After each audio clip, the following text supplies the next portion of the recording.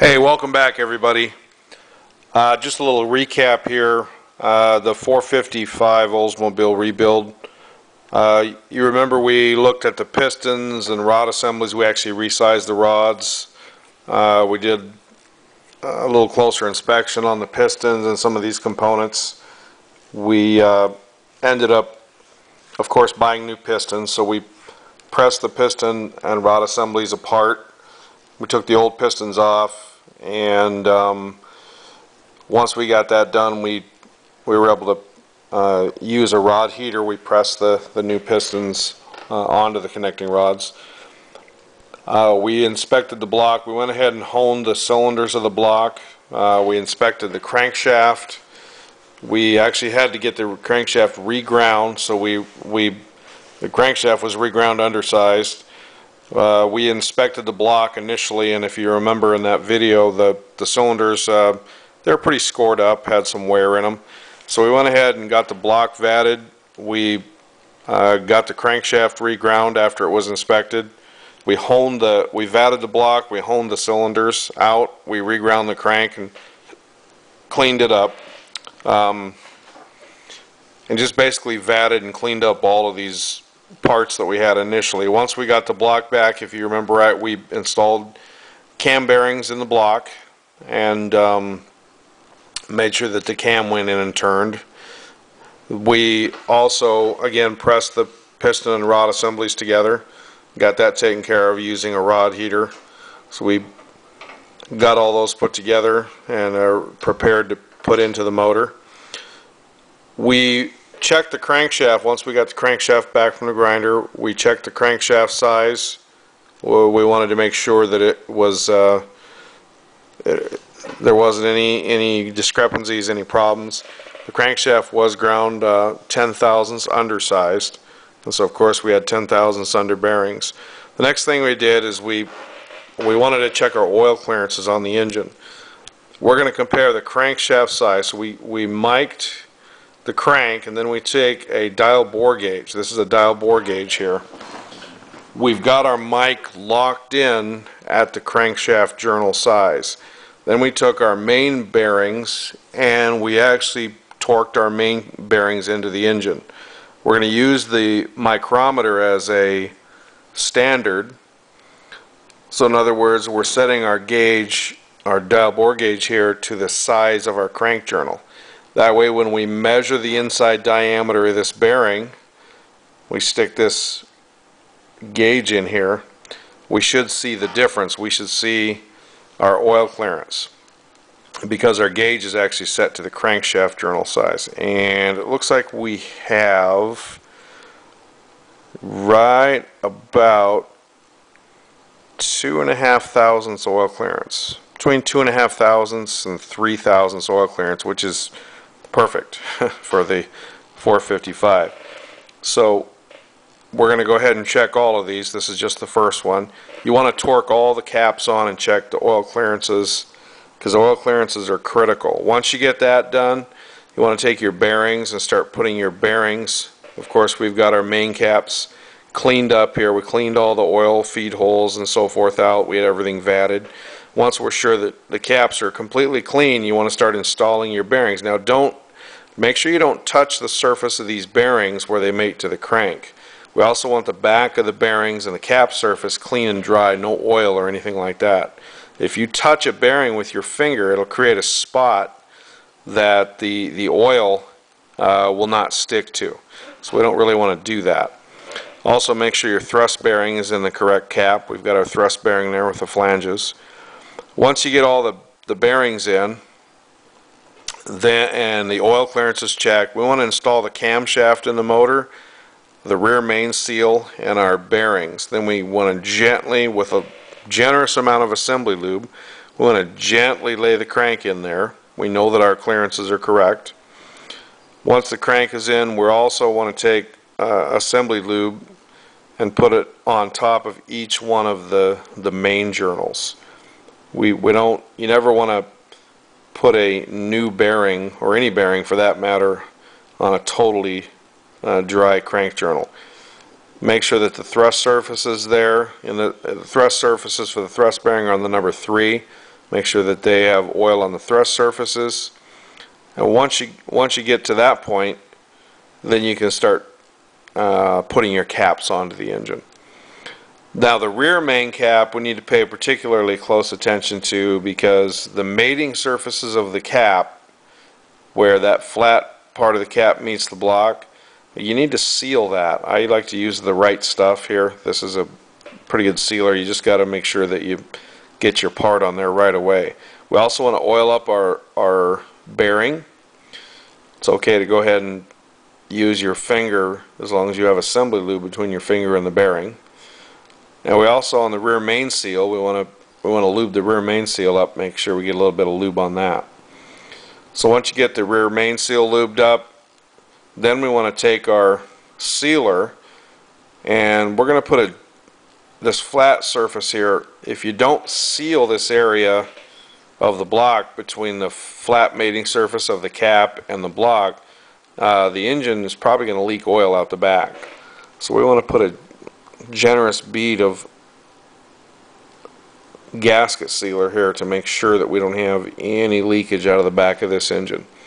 Once you get that on there, then you can go ahead and get your bolts. Put a little bit of oil on the threads of your bolts. You don't want to put dry bolts in either. Once we get the bolts in the cap, then we can gently lower the cap onto the block. The bolts will actually help to guide the cap on. Make sure you got your sealer in there, and we'll gently lay this cap down using the bolts as guides. Once that's down, now the cap has to be seated or set down into the register. So we take a soft hammer here and we just kind of tap the cap down and make sure it's flush before you tighten those bolts up.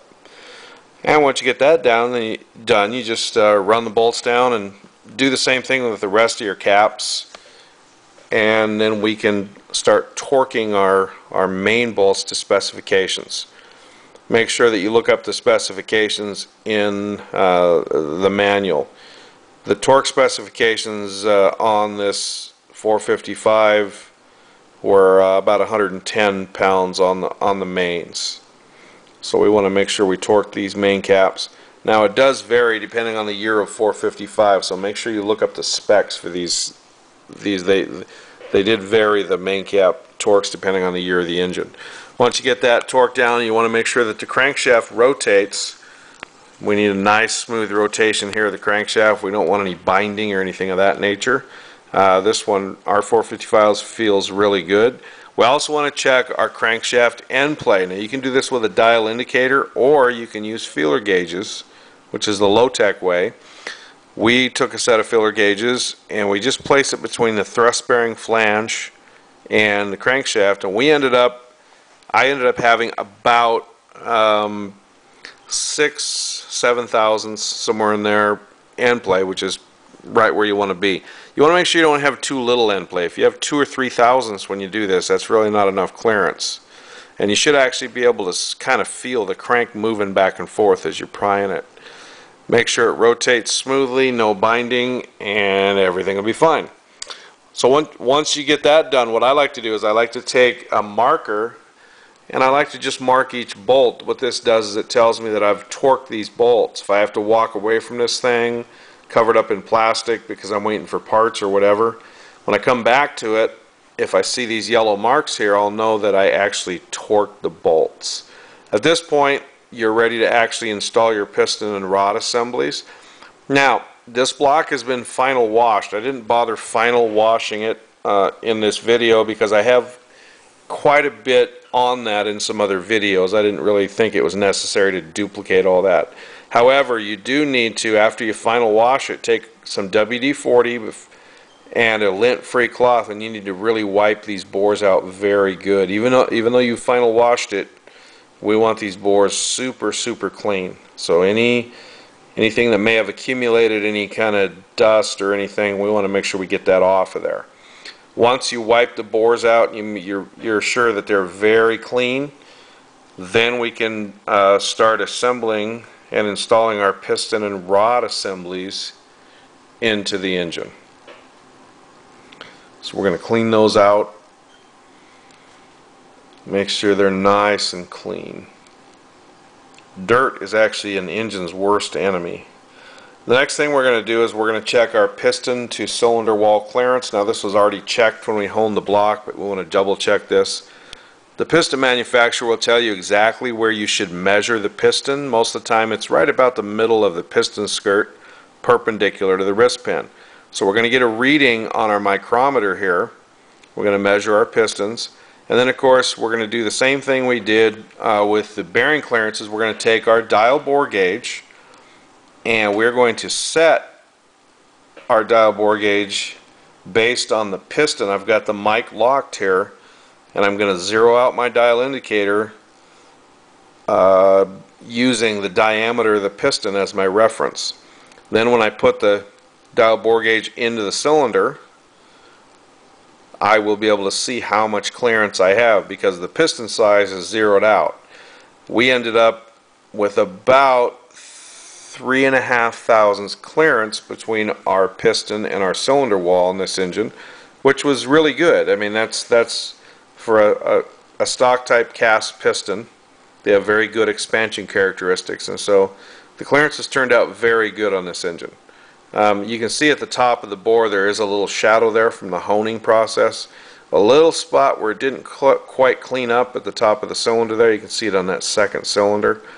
But, you know, like I say, it's a budget build, and it's not really going to affect the way it runs. It'll be fine because the size of the cylinder is really good.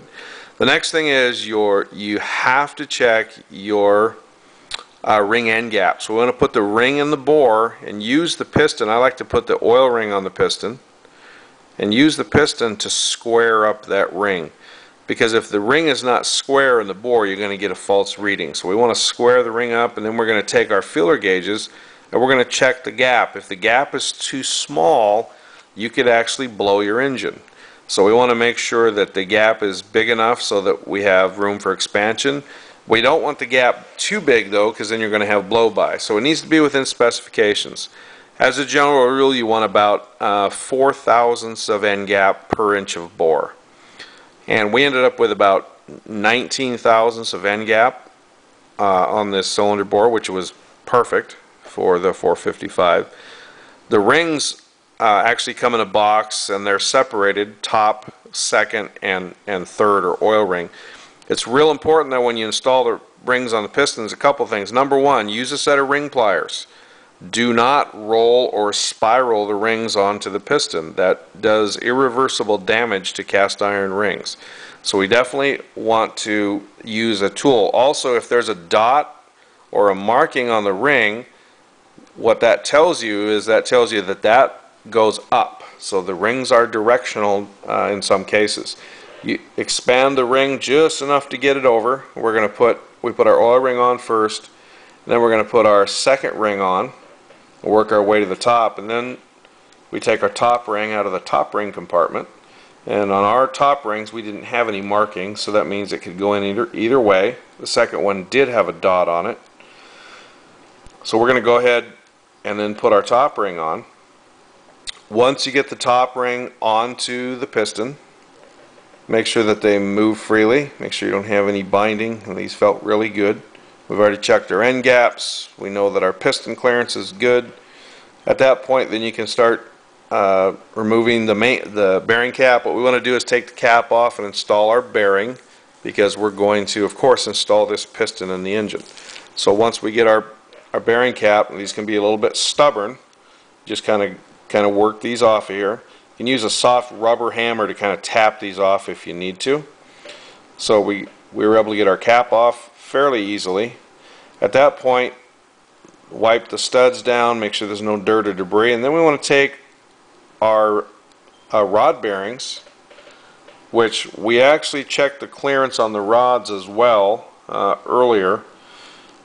We torqued the rod bearing into the rod, measured it with a bore gauge, and compared it to the crankshaft, and our rod clearances came out to about 2 thousandths on this engine, which is just about right in spec for the 455. So we want to put our bearings in there. Make sure you don't touch the surface with your fingers. Put the bearing notch where it goes. There's a notch on one side. Once we get that done, we're ready to install our piston. Now, we want to use assembly lube or kind of a heavy break-in oil on these bearings. You don't ever want to put these in dry. We also want to use WD-40 on the pistons. Total Seal is one of the biggest ring manufacturers in the world. They recommend that you use WD-40 on your rings and skirts. You can use a light oil too, but they say WD-40 works great. They got their rings in pretty much every race car circuit in the world, so I think I'm going to trust what they say. I've been using WD-40 on rings and skirts for years, and I've never had a problem. The rings seat just about instantly. So once you get the WD-40 on there, stagger the rings. The ring end gaps cannot be lined up, so we're going to leave one here, and we're going to take one, go to the other skirt. If you don't stagger your ring end gaps, you're going to have oil and combustion and so forth blowing past your rings.